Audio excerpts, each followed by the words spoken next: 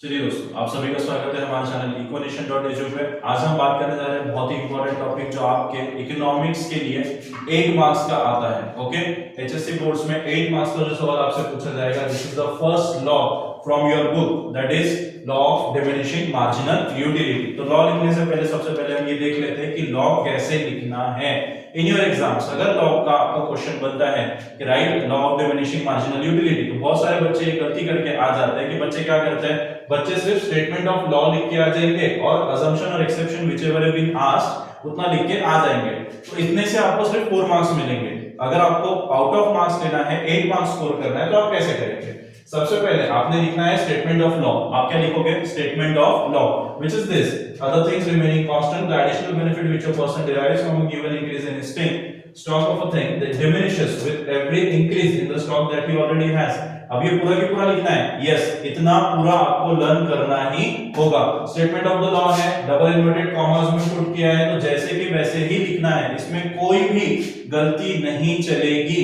आप नॉर्मल सी गलती भी इसमें कर देते हो तो आपके मार्क्स कट जाएंगे। ओके, नेक्स्ट आपको टेबल एक्सप्लेन करना है। देखो ये आपका टेबल है, टेबल में क्या दिया है, unit of commodity x and marginal utility. इसका एक्सप्लेनेशन भी आपको लिखना पड़ेगा कि at the very first point when consumer consume first unit of commodity x he received कितना, 10 मार्जिनल यूटिलिटी। देन उसके बाद जब कंटिन्यू होगा तो उसके लिए आप एक्सप्लेनेशन दोगे until what, until -2 that is this utility. Okay, उसके बाद आपने बनाना है ग्राफ। ग्राफ बनाने के बाद ग्राफ का क्या देना है, एक्सप्लेनेशन कि at the very first point we plot x axis y axis. x axis पे हमने ले लिया units of commodity x, y axis पे हमने ले लिया मार्जिनल यूटिलिटी। तो ऐसे करके आप उसका एक्सप्लेनेशन लिखोगे। ओके, अब बात करते हैं कि ये 4 अगर पॉइंट्स, ये 5 पॉइंट्स आप लिख लेते हो, that is statement of the law, table, explanation of table, graph, exception, उसका एक्सप्लेनेशन ऑफ ग्राफ, और आखिरी में ये जो पूरे 5 पॉइंट आएंगे, इसको आएंगे सिर्फ 4 मार्क्स। कितने मार्क्स आएंगे? 4 मार्क्स आउट ऑफ 8। तो उसके लिए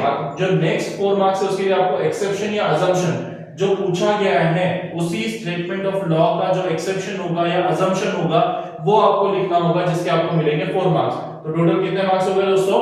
8 मार्क्स हमने कवर कर लिए। अब बात करते हैं कि पढ़ाने की। आज हम बात करने जा रहे हैं स्टेटमेंट ऑफ द लॉ। कैसे पढ़ेंगे?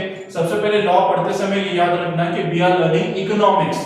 What we are learning? We are learning economics। तो economics का कोई भी लॉ ये एग्जैक्ट नहीं होता।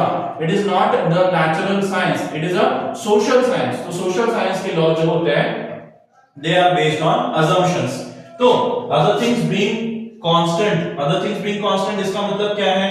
ceteris paribus। हमने एक चीज सीखी थी, ceteris paribus। What is meant by ceteris paribus? कि मुझे जब कोई लॉ कहना है तो उसके लिए मुझे कुछ सर्टेन अजम्पशंस करने पड़ेंगे।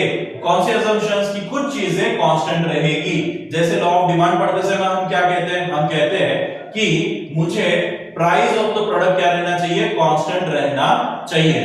बराबर है, क्योंकि प्राइस चेंज हो जाएगा तो नॉर्मल सी चीजें हमारी जो डिमांड है वो भी चेंज हो जाएगी। ओके, वैसे यूटिलिटी में मैं बात अगर करूं तो यूटिलिटी में हम क्या कहते हैं? टेस्ट, हैबिट, प्रेफरेंसेस क्या होने चाहिए? कांस्टेंट रहने चाहिए। अगर ये चेंज हो जाएंगे तो यूटिलिटी भी चेंज हो जाएगा। ओके, अब बात करते हैं अदर थिंग्स रिमेनिंग कांस्टेंट। पढ़ने के बाद आप कोई भी लॉ लिखोगे तो ये स्टेटमेंट लिखना जरूरी है, अदर थिंग्स रिमेनिंग कांस्टेंट। याद कर लेना, रट लेना अच्छे से।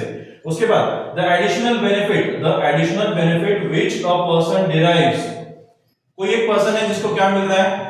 क्या मिल रहा है? Additional benefit. क्या मिल रहा है? Additional benefit. किस चीज से मिल रहा है? फ्रॉम किस चीज से? A given increase in his stock of a thing. मतलब उसके पास एक यूनिट है, एक यूनिट कंज्यूम करने के बाद उसे मार्जिनल यूटिलिटी मिल गया 10। कितना मिल गया? 10। अब उसके बाद क्या हो रहा है? डिमिनिशेस। क्या बोला? डिमिनिशेस। मतलब देखो फिर से पढ़ते हैं, the additional benefit which a person derives from a given increase in his stock of a thing diminishes। मतलब एक यूनिट है, एक यूनिट के बाद एडिशनल यूनिट, देखो यहां लिखा है which a person, an additional benefit which a person derives from a given increase in his stock of a thing। increase in his stock of a thing मतलब ये एक यूनिट था, मेरे पास अब 2 यूनिट हो गए, मैंने स्टॉक ऑफ थिंग बढ़ा दिया। यस, उससे मिलने वाला एडिशनल बेनिफिट, उससे मिलने वाला एडिशनल बेनिफिट क्या होते जाता है? तो उसने कहा डिमिनिशेस। क्या होते जाएगा? कम होते जाएगा with every increase in the stock that you already has. इसका मतलब क्या है? देखो मैंने first unit of x commodity क्या कर लिया, कंज्यूम कर लिया। तो मुझे 10 यूटिल्स मिले। कितने मिले? 10 यूटिल्स। सेकेंड, जब मैं कंज्यूम करूंगा तो एडिशनल यूनिट क्या हो गया, एडिशनल यूनिट इसका मेरे स्टॉक ऑफ थिंग में एडिशनल यूनिट आया, यस, ये मेरा एडिशनल यूनिट था, इससे मिलने वाली यूटिलिटी क्या हो गई, डिमिनिश हो गई। इसी वजह से इस स्टेटमेंट को क्या कहते हैं, law of diminishing marginal utility. Marginal utility from every additional unit क्या होते जाती है, डिमिनिश होते जाती है। इसके लिए एक बेस्ट एग्जांपल देता हूं। मान लो आपने एक प्लेट ऑफ पानी पूरी खा ली, ठीक है। अब जिन लोगों को पानी पूरी पसंद है, बहुत खा सकते हैं, इरैशनल बन जाते हैं खाते खाते, उनकी मैं बात नहीं कर रहा हूं, ठीक है। लेकिन एक प्लेट पानी पूरी खाने के बाद आपको थोड़ा सा लगेगा अंदर कि यार मुझे कुछ यूटिल्स मिल गए।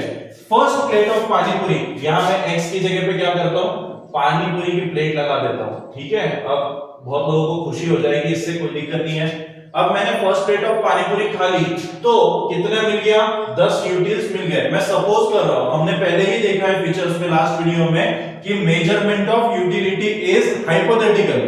आप यूटिलिटी का मेजरमेंट नहीं कर सकते। कोई बोलेगा मुझे लाख मिलेगा, कोई बोलेगा मुझे 10,000 मिल सकता है, कोई बोलेगा 1,000 मिल सकता है। इट्स ओके, मैं 10 कंसीडर कर रहा हूं, मैं 10 क्या कर रहा हूं, कंसीडर कर रहा हूं। मुझे क्या प्रूफ करना है, सिर्फ कि सेकंड यूनिट से मेरी यूटिलिटी क्या हो जाएगी, कम हो जाएगी, डिमिनिश हो जाएगी, क्योंकि यहां लॉ बता रहा है diminishes with every increase in the stock that he already has। मेरे पास एक प्लेट पानी पूरी थी, तो मुझे कितना मिला, 10 यूटिल्स मिल गए। इट्स ओके, बराबर है। अब सेकंड चीज पे, जब मैं सेकंड प्लेट ऑफ पानी पूरी कंज्यूम करता हूं, तो क्या आपको नहीं लगेगा कि आपका पेट थोड़ा भर गया है? एज अ रैशनल कंज्यूमर आपको ये लगना चाहिए। रैशनल मतलब आप पागल नहीं हो, आप कोई एडिक्टेड पर्सन नहीं हो। अगर आप रैशनल हो तो आपको ये पता चलेगा कि सेकंड प्लेट ऑफ पानी पूरी खाते समय जो पहले प्लेट से सेटिस्फेक्शन मिला था, पहले प्लेट से जो मुझे मेरी वांट सेटिस्फाई हुई थी, उतनी अब इंटेंसिटी ऑफ वांट नहीं रही। अब इंटेंसिटी ऑफ वांट नहीं रही, मतलब सेकंड यूनिट कंज्यूम करने पे मेरा मार्जिनल यूटिलिटी क्या हो गया, डिक्रीज हो गया, डिमिनिश हो गया। तो यहां पे लॉ प्रूव हो गया, additional benefit which a person derives from a given increase in stock of a thing. Stock of a thing ये है, इंक्रीज ये हो गया, 1 यूनिट इंक्रीज हो गया। यहां पे 1 यूनिट इंक्रीज करने से क्या होता है, डिमिनिशेस। मार्जिनल यूटिलिटी क्या होती है, डिमिनिश होती है, कम कम होते जाएगी with every increase. With every increase 2 का 3 पे आ जाओ, 1 से बढ़ गया, एक स्टॉक ऑफ थिंग बढ़ गया, तो मेरा और यूटिलिटी क्या हो गया, 6 पे आ गया। उसके बाद 4 2 गिरते जा रहा है, कंटीन्यूअसली क्या होते जा रहा है, गिरते जा रहा है। Diminishes with every increase in the stock that you already has. देखो, diminishes with every increase in the stock that you already has. इससे अगले यूनिट्स पे आने वाली यूटिलिटी, इससे अगले यूनिट्स पे आने वाली यूटिलिटी क्या होते जाएगी, कम कम होते जाएगी। तो इससे मेरा डिमिनिश पार्ट क्या हो गया, diminishing what, marginal utility. That's why the law is called as diminishing marginal utility, law of DMU. Okay, इसके आगे डीएमयू बोलेंगे। तो इंक्रीज जैसे जैसे स्टॉक ऑफ थिंग हो रहा है, वैसे वैसे मेरा लॉ क्या कहता है कि मार्जिनल यूटिलिटी कम कम होते जाएगा। क्यों होगा, एज अ रैशनल कंज्यूमर आपको पता रहेगा कि इसके अगला यूनिट मैं कंज्यूम करूंगा तो मुझे उतना नहीं मिलेगा सेटिस्फैक्शन, या उतना मुझे यूटिलिटी नहीं मिलेगा जितना फर्स्ट यूनिट कंज्यूम करने से मिल रहा था। ओके, अब देखो यहां पे एक पॉइंट जब 6th पॉइंट पे आ जाता है तो marginal utility becomes 0। What it becomes 0। तो ये है मेरा पॉइंट ऑफ सैटिटी। ये क्या है मेरा पॉइंट ऑफ सैटिटी। आप एक रोटी खाओगे, 2 रोटी खाओगे, 3 रोटी खाओगे, 4 रोटी खाओगे, चौथे या 5वें रोटी पे आपको ये पता चल जाएगा पेट भर चुका है, इससे आगे नहीं खाना है। आपको एक इंटरनल आपका एक आवाज आएगा कि बस कर, मोटे कितना खाएगा और कितना खाएगा सब बाहर आ जाएगा। सही है, बराबर है। तो एक नॉर्मल सी चीज कि जब आप 6th यूनिट तक पहुंच जाते हो तो रैशनल कंज्यूमर को ये पता चल जाता है कि उसने क्या किया है, सेटिस्फैक्शन लेवल रीच कर लिया है। If the consumer ignores that thing and consumes one more unit, what will happen? तो 7th यूनिट पे जब वो और एक यूनिट कंज्यूम कर रहा है, every additional unit उसके स्टॉक में क्या हो रही है, इंक्रीज हो रही है। यहां क्या बोला मैंने, रिमेनिंग कांस्टेंट के बाद क्या बोला, additional benefit which a person derives from given increase in stock of a thing. Increase हो गया, 6 से 7 पे आ गया, तो इसके बाद क्या होगा, इसके बाद एक यूनिट के बाद, एक लेवल के बाद पॉइंट ऑफ सैटिस्फैक्शन के बाद जब उसका सेटिस्फेक्शन हो गया उसके बाद भी अगर वो कुछ कंज्यूम कर रहा है तो उसके बाद नेगेटिव मार्जिनल यूटिलिटी बन जाती है। तो mu कैन बी, अब आपको एक क्वेश्चन बन रहा है, mu can be positive, negative और जीरो। ये याद रखना, 1 मार्क का क्वेश्चन है, यहां पे कवर हो गया। Marginal utility can be positive, negative और जीरो। कहां से बोला मैंने, देखो यहां से यहां पे पॉजिटिव है, up to 5th unit marginal utility is decreasing but at positive, उसके बाद 6th यूनिट पे marginal utility becomes 0 and thereafter 7th unit अगर कंज्यूम करता है तो ये बन जाता है -2। कितना बन जाता है, -2, व्हिच इज नेगेटिव। यहां तक था पॉजिटिव, यहां बन गया 0। तो marginal utility can be positive, negative और 0, लेकिन total utility is always positive. TU is always positive, यहां पे लिख देता हूं TU is always positive. TU हमेशा क्या होता है, पॉजिटिव होता है। ओके ठीक है, तो मैंने क्या बोला, फिर एक बार लॉ बता रहा हूं, other things remaining constant the additional benefit which a person derives. किसी भी पर्सन को एडिशनल बेनिफिट जो मिल रहा है क्या होता है, from a given increase in stock of a thing. किससे मिलेगा एडिशनल बेनिफिट, अगला यूनिट कंज्यूम करने से, और उसके बाद क्या होगा, डिमिनिशेस। मार्जिनल यूटिलिटी क्या होती जाती है, डिमिनिश होते जाती है विद एवरी इंक्रीज। जैसे जैसे वो एवरी इंक्रीज के साथ एक एक यूनिट बढ़ाता जाएगा वैसे वैसे उसका क्या होगा, मार्जिनल यूटिलिटी डिक्रीज होते जाएगा, डिमिनिश होते जाएगा। तो ये यहीं पे हमने बता दिया कि फर्स्ट प्लेट ऑफ पानीपुरी पे 10, सेकंड प्लेट ऑफ पानीपुरी पे 8, थर्ड प्लेट ऑफ पानीपुरी पे 6, चौथे प्लेट ऑफ पानीपुरी पे कम हो गए फिर से 4, फिर पांचवें यूनिट पे हम जब पांचवी प्लेट ऑफ पानीपुरी कंज्यूम कर लेंगे, ये तो सिर्फ एक लड़की कर सकती है कि 5-5 प्लेट एक साथ खा जाए, ठीक है, लेकिन फिर भी बात कर रहा हूं तो कोई दिक्कत नहीं है। देखो यहाँ पे 5th यूनिट पे, सेकंड इसमें क्या आ जाता है, 5th यूनिट पे 2 मार्जिनल यूटिलिटी मिल रही है, 6th यूनिट पे उसे समझना चाहिए कि यहाँ पे रुकना होगा, भर गया है, बराबर है, भर गया है, इससे आगे खाएंगे तो प्रॉब्लम होगा। कैसे प्रॉब्लम होगा, 7th यूनिट पे सब बाहर, पूरा बाहर आ जाएगा, डिसयूटिलिटी क्रिएट होगा। इस पॉइंट को क्या बोलते हैं, negative marginal utility is called as, negative marginal utility is called as disutility, is called as disutility। अब इसी पे से मैं क्या करूंगा, इसका एक्सप्लेनेशन लिख दूंगा, एक्सप्लेनेशन लिख दिया तो काम खत्म। उसके बाद लिखना है ग्राफ, ग्राफ आप बनाओगे, यहाँ पे y एक्सिस पे मैंने ले लिया मार्जिनल यूटिलिटी, x एक्सिस पे ले लिया यूनिट्स ऑफ कमोडिटी x।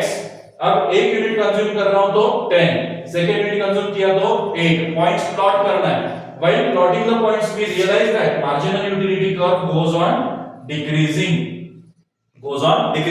ये फॉल होते जाता है। एक पॉइंट आएगा जब 5th यूनिट कंज्यूम होगा, 6th यूनिट कंज्यूम होगा, तो 6th यूनिट पे मार्जिनल यूटिलिटी बिकम्स 0।